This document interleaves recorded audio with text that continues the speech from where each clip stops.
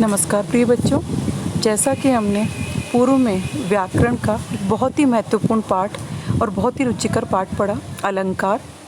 उसी श्रृंखला में हम एक और महत्वपूर्ण पाठ जो कि आपके व्याकरण भाग से ही है, समास पढ़ेंगे। पूर्व कक्षाओं में 6ठी से लेकर 8वीं तक आपने भाषा की बात के अंतर्गत विभिन्न समासों का ज्ञान प्राप्त किया। वह ज्ञान आपका अल्प मात्रा में था। 9वीं कक्षा में समास आपको एक पृथक पाठ के रूप में और पृथक भाग के रूप में व्याकरण के अंतर्गत पढ़ाए जाएंगे। तो आइए हम समास की जानकारी प्राप्त करते हैं। बेटा, जैसा कि आप जानते हैं, भाषा के अंतर्गत नवीन शब्दों को बनाने की एक प्रक्रिया होती है और बहुत सी प्रक्रियाएं जो हैं शब्दकोश को समृद्ध करती हैं। तो समास भी नवीन शब्दों के निर्माण की एक प्रक्रिया ही है। समास शब्द का तात्पर्य होता है संक्षिप्त करना। दूसरे अर्थों में कम से कम शब्दों में अधिक से अधिक अर्थ प्रकट करना समास कहलाता है।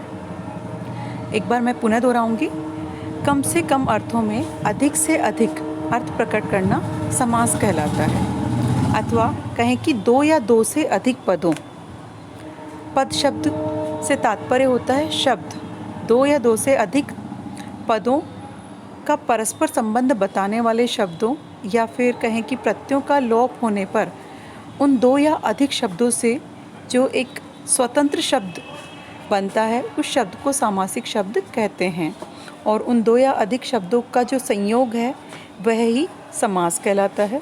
संक्षिप्त में और बहुत ही सरल शब्दों में अगर हम कहें तो समास से तात्पर्य है 2 शब्दों का मेल।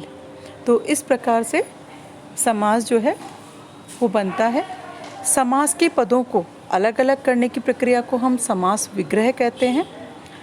तो समास और समास विग्रह 2 ही प्रकार के प्रश्न आपसे पूछे जाते हैं। दोनों के अंतर्गत ही समास से जुड़ा हुआ आपका संपूर्ण ज्ञान जो है सन्निहित हो जाता है।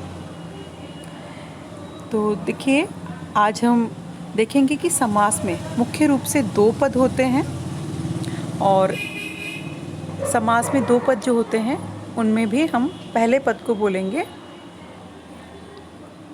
पूर्व पद और दूसरा पद कहलाएगा उत्तर पद। पहले वाले पद को पूर्व पद कहा जाएगा और दूसरे वाले को उत्तर पद। इस प्रकार 2 पदों का होना समास के अंतर्गत निश्चित है। समस्त पद का विग्रह करके उसे पुनः करने वाली स्थिति में लाने की प्रक्रिया समास विग्रह कहलाती है। जैसे कि देश के लिए भक्ति, देशभक्ति पद को अलग करके हमने बनाया। और इसी प्रकार से मुरली को धारण किया है जिसने, उसे हम कहेंगे मुरलीधर। राम और लक्ष्मण, राम लक्ष्मण, इसके अंतर्गत हम ये देखिए राम और लक्ष्मण, और हमने इसमें बीच में लगा दिया। और जब हम सामासिक पद बनाएंगे राम और बीच में योजक चिन्ह के द्वारा इसे जोड़ते हुए राम लक्ष्मण कहेंगे। इसी प्रकार से 4 राहों का समूह, यह द्विगु समास है। 4 राहों का समूह अर्थात चौराहा। महान है जो आत्मा, ये देखिए महान है जो आत्मा, महात्मा। तो इस प्रकार से रसोई के लिए घर अर्थात रसोई घर। तो कहने का तात्पर्य 2 पदों का योग समास के अंतर्गत होता है और उस पद का जो विच्छेद होता है उसे हम समास विग्रह कहते हैं। समास में 2 पद हुए, पूर्व पद और उत्तर पद।